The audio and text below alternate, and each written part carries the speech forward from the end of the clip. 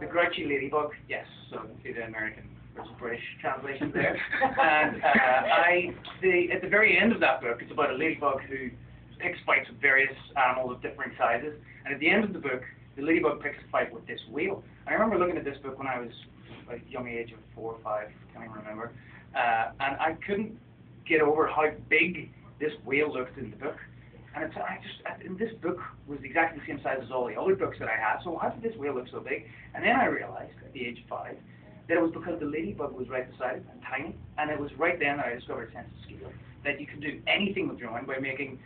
You can do whatever you want. You've got your own rules. And that was when I discovered scale and composition and the magic of drawing. I really felt like I'd been led into like a magic trick, you know, like a magician's secret. And so, for example, you could do all sorts of things with that. And I went through a period of doing whale drawings, you know, massive tidal waves, things like that. Just anything that I could make look really big. Like, this is a blob. It's your average blob. Mind his own business. But then, you draw a house right down here. Suddenly, it's a giant blob trying to take over the world. So, but I love drawing all things that I see around me. Everyday things like, for example, these chairs.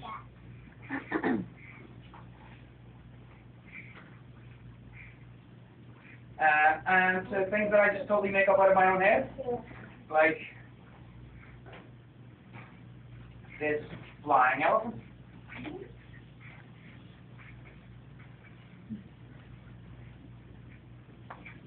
But really what I love most of all is drawing people. Making people look like they feel a certain way. You know, I'm getting really good at ripping this paper. For example, here's someone who feels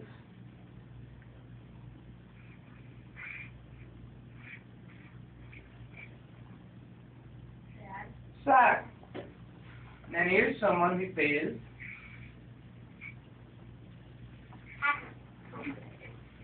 wait for it.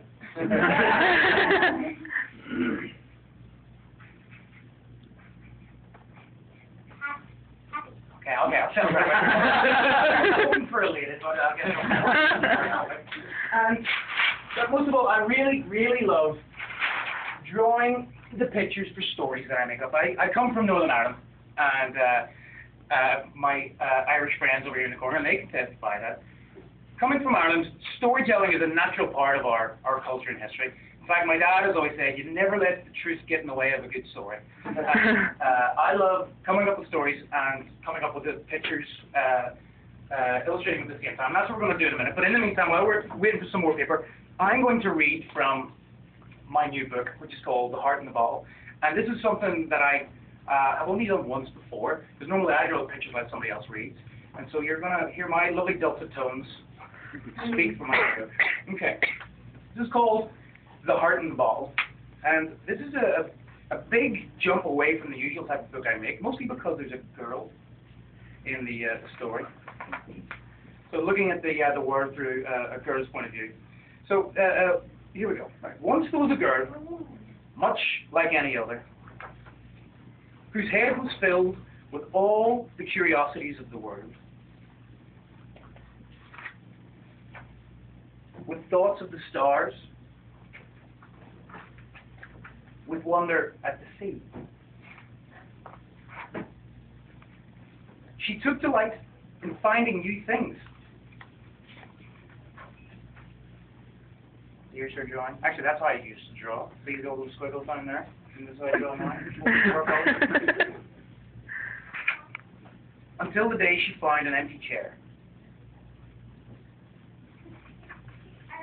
Feeling unsure, the girl thought the best thing was to put her heart in a safe place, just for the time being. So she put it in a bottle, and she hung it around her neck. And that seemed to fix things, at first. Although in truth nothing was the same. She forgot about the stars, and stopped taking notice of the sea. She was no longer filled with all of the curiosities of the world, and didn't take much notice of anything, other than how heavy and how awkward the bottle had become. But at least her heart was safe. have occurred to the girl what to do had she not met someone smaller and still curious about the world. That's someone smaller and still curious about the world. Asking a very relevant question, I think. The elephants live at sea. The answer is no, just in case you knew them. There was a time when the girl would have known how to answer her, but not now, not without her heart. And it was right at that moment she decided to get it back out of the bottle. But she didn't know how. She couldn't quite remember. And nothing seemed to work. Not the vacuum cleaner, or the double-handed saw, or the mallet, or the fork, or the screwdriver, or the scalpel, or the axe, or the dynamite, or the drill. No work dropping it from the height of a great single standing wall. The bottle couldn't be broken. It just bounced and rolled. It rolled right down to the sea, and there it occurred to someone smaller and still curious about the world. Remember, smaller and still curious about the world person? Well, it occurred to them that they might know a way, and it just so happened. She did. Her hand fit right inside the bottle. The heart was put back where it came from, and the chair, remember that chair that was empty? Well, it didn't seem so empty anymore. But the bottle was.